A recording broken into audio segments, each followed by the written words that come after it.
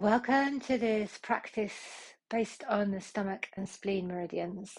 So let's go ahead and start in butterfly.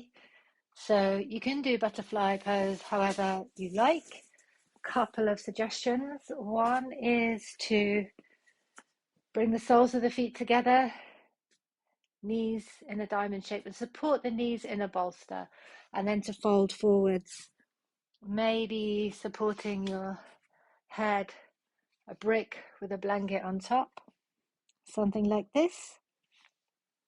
Another option, if you want your knees closer to the ground, is to roll up a blanket and have the blanket around the top of the thighs to give a bit of support, like so. So although my knees are off the floor, the legs are supported here. So, and then I can use the bolster to come forwards however far I'm comfortable. So I'm going to go ahead and time 3 minutes, timing on my watch. 3 minutes, here we go. So, as usual, maybe starting the pose with some micro movements. So I might try seeing if I can find more length through the front body, maybe draw the shoulders away from the ears. It might be nice sometimes to take different angles, maybe reach to one side, then reach to the other, and then come down into the center. Sometimes it's nice to take some cat-cow movements. So we kind of ease in, we ease out, we pulse, we explore, just softening up the fascia, and then we settle like a butterfly, settle into position. And as always, making sure that we find an edge that is doing something, so we feel like the body is somehow a little bit active. So although it is yin, there's a yang element within the yin. There's some kind of engagement of muscles to hold the shape.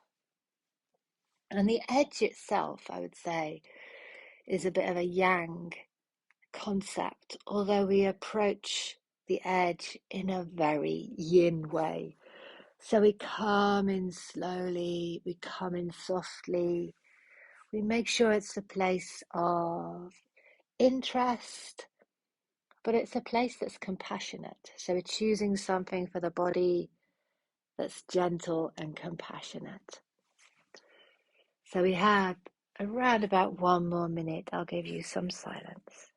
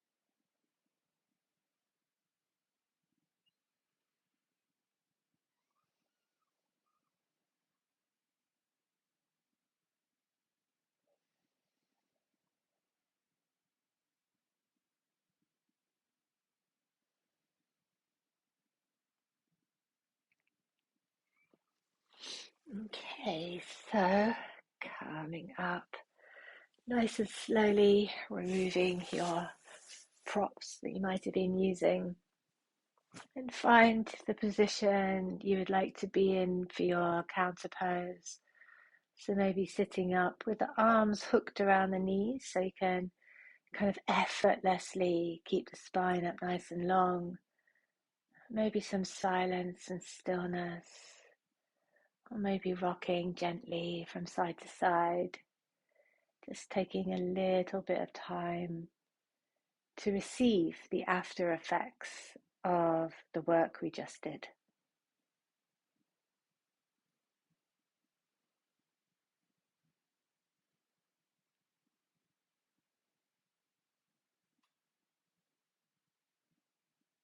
And then from butterfly, we'll move into dragonfly.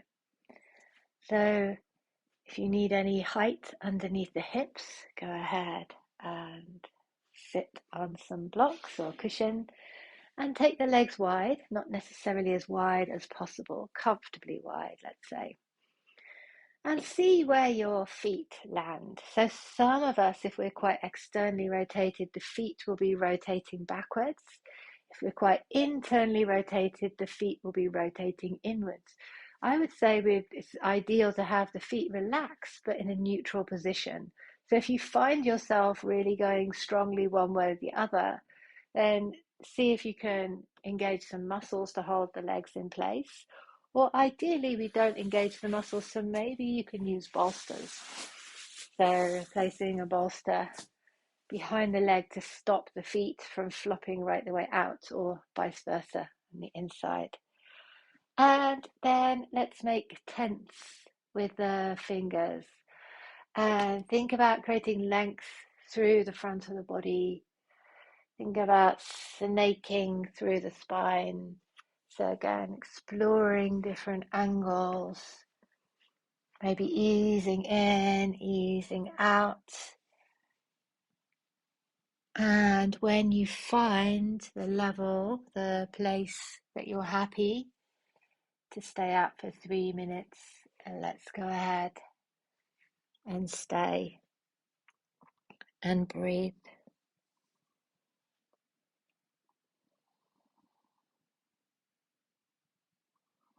And just notice if there's something else you can release. So maybe the face, the jaw, the tongue. Maybe something around the neck and the shoulders, although maintaining this open posture. Just nice relaxed belly.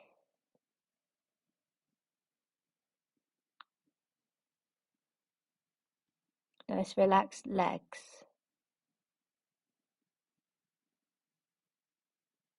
And then the breath, nice relaxed breathing.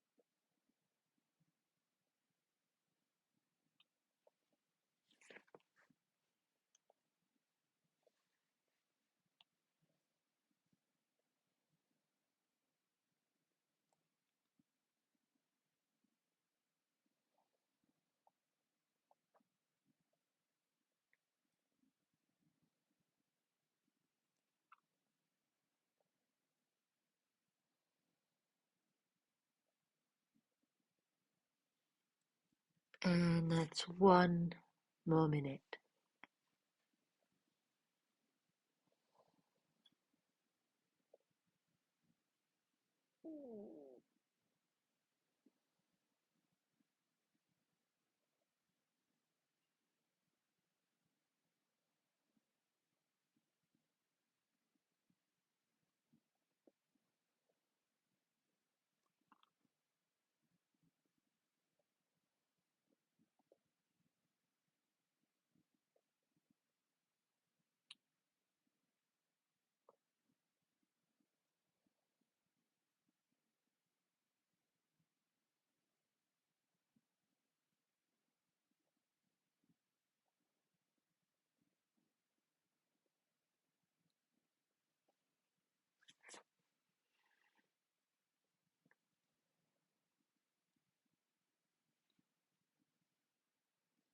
Okay, so coming out slowly, coming up like a deep sea diver, comes up towards the light.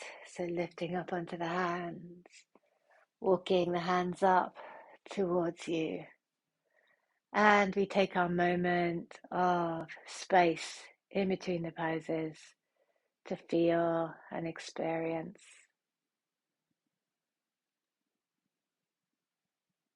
anything that might be there. It might be nothing, in which case we feel or experience nothing. And even a nothingness has a quality to it. So tuning into whatever's there for you.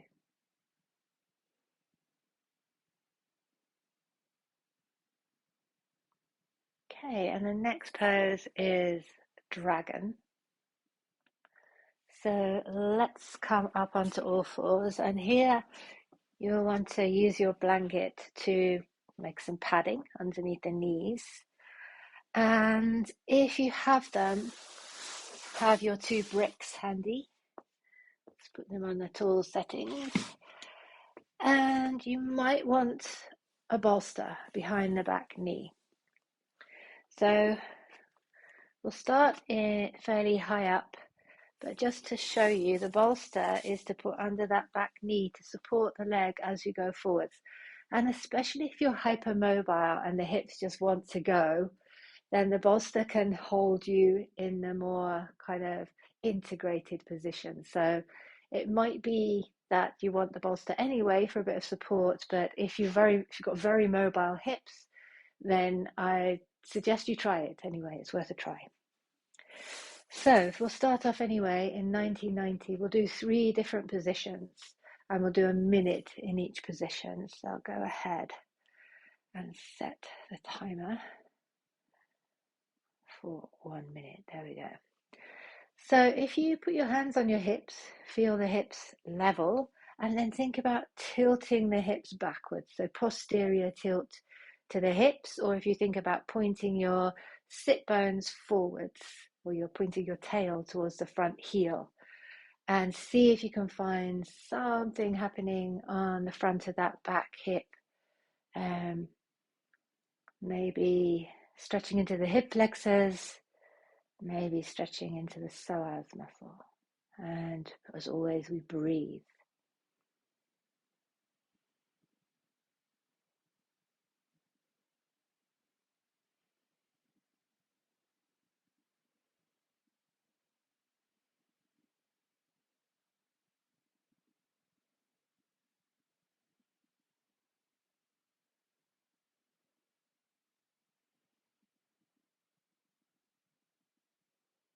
Okay, so that's our 1 minute. So next, hands on the hips, keeping the hips nice and level. Take your weight forwards. Maybe you rest the back thigh on the bolster. Maybe you have to wiggle that front foot forwards a little bit to keep the knee above the foot alignment. And my suggestion is to put the hands on the bricks at the highest setting. And we'll stay like this for 1 minute.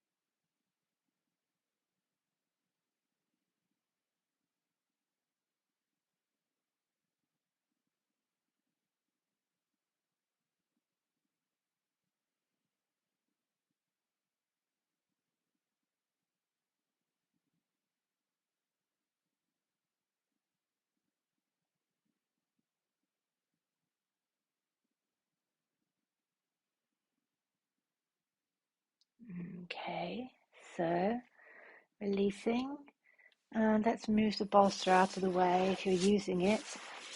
And take that right foot and heel toe it a bit more out to the right, and maybe bring the blocks down to a lower setting. It could look something like this, or maybe you bring your forearms down onto the bricks, or maybe you can bring the forearms all the way down to the floor. I'm just going to start the clock for 1 minute in lizard. If you're more interested in strength, you can tuck the back toes and lift the back knee off the floor, and then the pose becomes more active and strengthening. If you're very mobile and you don't really want to be working more on flexibility but more on integrating the body, use the foundation. So the front foot presses down, the back shin presses down, and then draw them towards each other. So without actually moving them, it's like I'm trying to drag the front foot back and the back shin forward. So it activates the muscles around the hips. So I don't just hang there in my ligaments if I'm very flexible.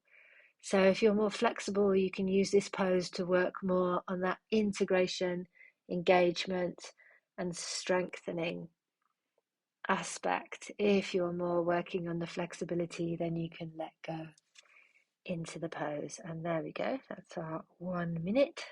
So let's come up onto the bricks, coming up a bit higher, and then bring that leg back and see maybe some cat-cow movements, or maybe you want to sit back in child's pose.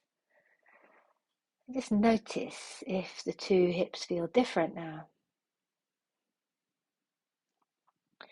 And then let's do the second side. So first of all, we start upright in our 1990. I'll start the 1 minute. Hands on the hips and that posterior backward tilt to the hips to see if you can find the hip flexor stretch, the stretch on the front. Is there something else I can help with?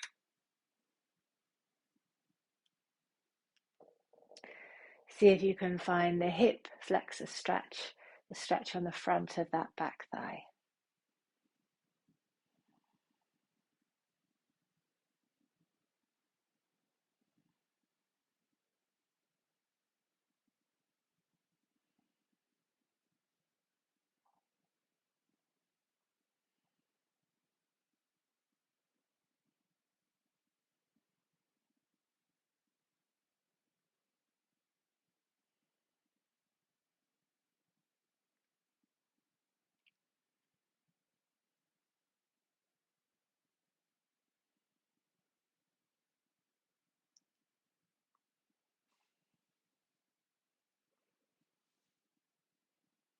Okay, let's go to our next option. So leaning forwards, hands on the bricks at the highest setting. Take the hips forwards, keeping them nice and level, seeing if you want to position bolster to support the back thigh. And I will start the 1 minute timer. So I'm keeping the chest lifted. So the hips are resting forwards, keeping them level. And then it's a bit like the action we have in Cobra or Upward Dog, adding a bit of a backward bend to our dragon. Cobra meets dragon. Breathing low down into the belly. See if we can release the diaphragm and release down into the hips.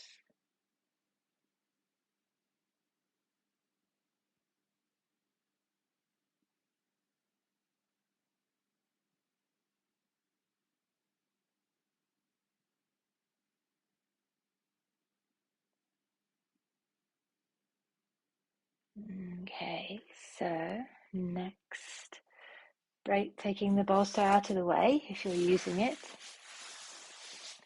and heel toeing your front foot out to the side, and then coming lower down, maybe something like this, or maybe coming down onto your forearms, or maybe forearms all the way down to the floor. I like to keep my knee in towards my side of my rib cage. Some people like to go onto the outside edge of that foot and let the knee go out to the side. Like I said, if you're working on strength, oops, there's my cat. If you're working on strength, you can tuck the back toes under and lift the back leg. So choose if you want to work more on the flexibility or the strength. And breathe. Below that. No.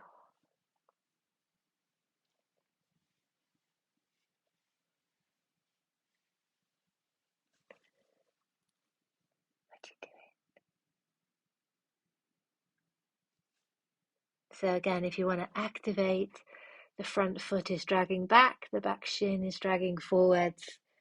And if you're hypermobile or very flexible, that stops you from overstretching the hips and really helps that integration of the body into a nice stable position.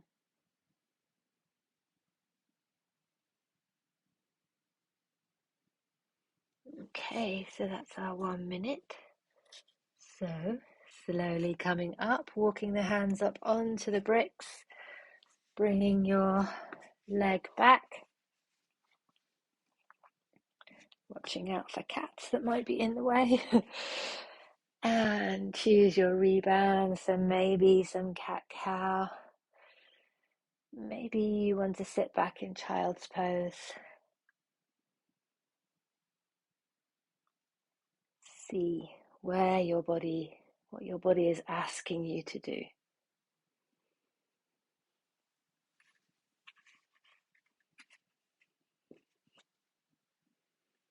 Okay, so the next pose is a wide-kneed child's pose with a twist. So I'm going to have to move my cat out of the way. So I'm bringing my toes, big toes together, and the knees out to the side. I'm going to move the cat out to the side as well. And then I come forwards and bring my shoulder. Should we move this out of the way? Here goes a blanket to sit on. Bring the shoulder underneath my head, palm facing up. Bring that down, and then the other arm comes up and round. And we'll take this for 2 minutes on each side. So let me just find that. There we go. 2 minutes in our wide-kneed child's pose with a twist.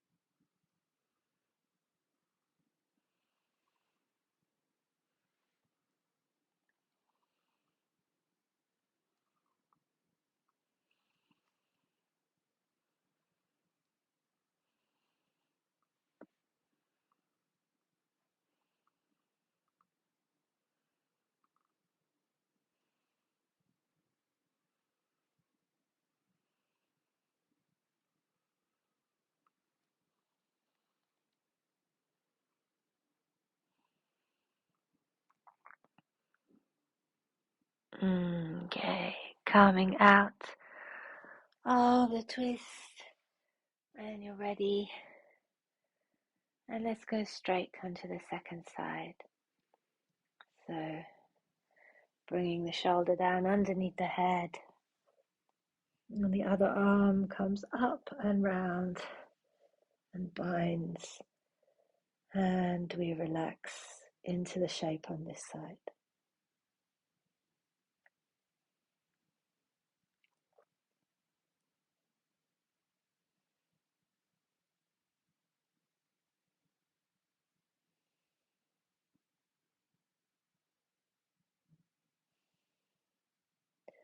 Just check what's happening with that bottom arm. See if you can really relax the bottom arm and the bottom shoulder.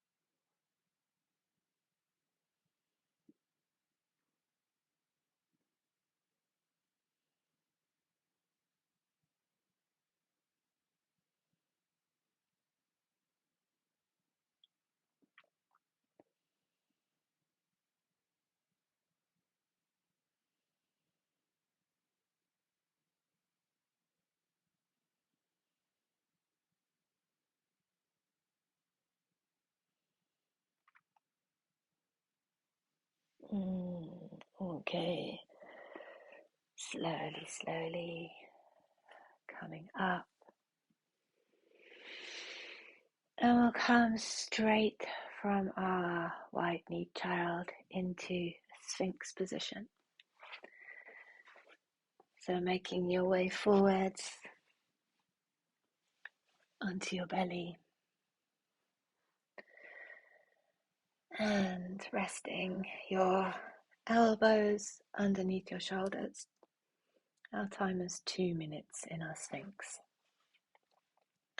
Choosing how much engagement you want for your lower back. So maybe your lower back feels fine in just a completely relaxed Sphinx.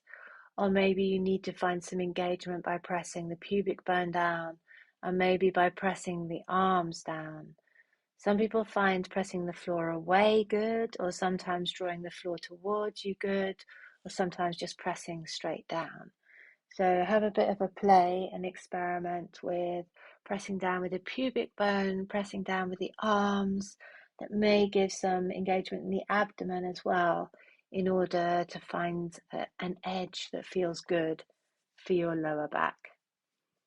So that's about 1 more minute in Sphinx.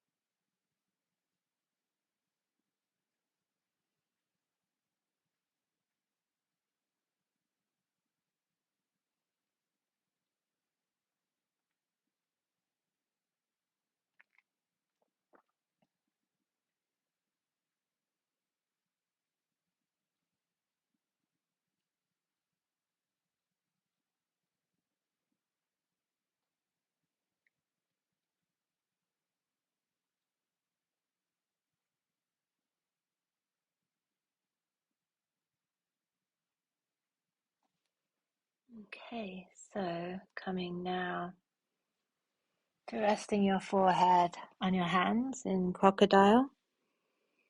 Maybe wiggling the hips from side to side. Maybe staying in stillness.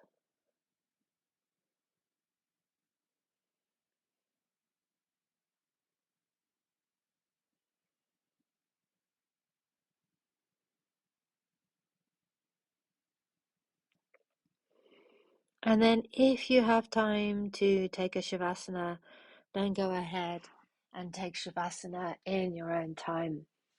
Or if that's all you have time for today, sitting up for a brief moment of gratitude for the practice. And thank you very much.